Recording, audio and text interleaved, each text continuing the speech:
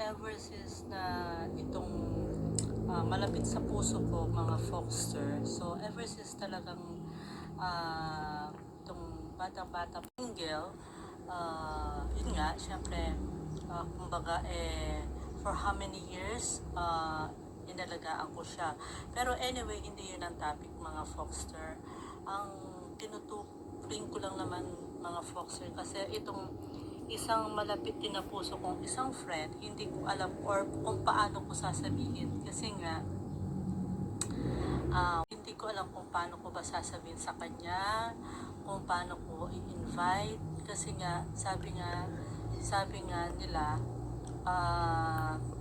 hindi naman ako ang kinakasal. So, ayaw ko sabihin na kinakasal, guys, kaya lang hindi ko alam kung paano ko ba sasabihin, mga Foxter. So, kasi nga limited nga na yung guest, limited nga. Kasi gusto ko rin, kasi friend, so every now and then kasi may occasions, gusto ko kasi yung every time na may occasions, gusto ko invited din. Kaya na syempre limited nga yung mga guests nila, limited, at saka hindi ako yung, sabi nga nila, ika nga, hindi naman ako yung kinakasal. So, hindi ko alam kung paano ko sasabihin sa kanya kasi nga anak niya.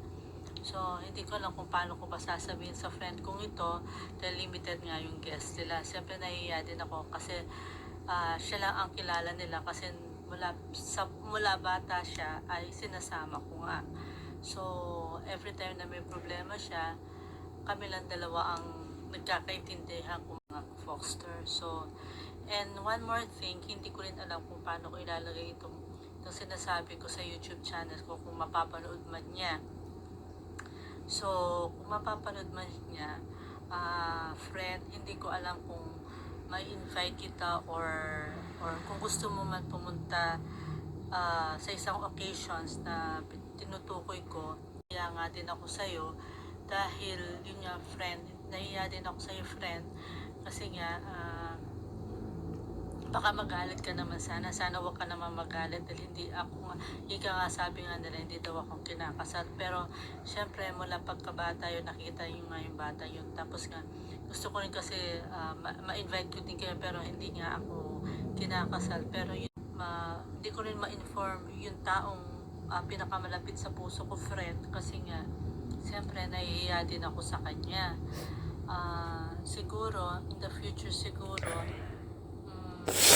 ko lang kung paano ko nga ba sasabihin sa'yo, friend, na limited nga yung guests and family and friends.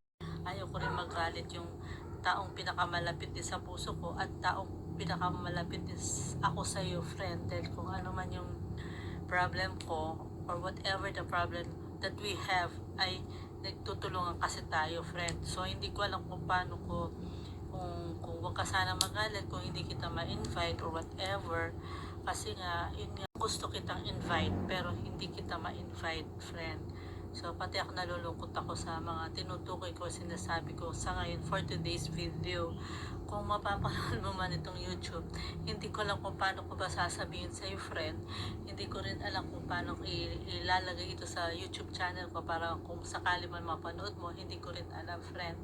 So, anyway, yun lang. Ano bang mas magandang gawin kung invite pa kita or not? Pero I don't think so kasi hindi ako kung gusto man kita invite, sana sabihan na lang doon sa taong gusto mong pumunta. Pero yun nga, limited nga na yung mga guest nila.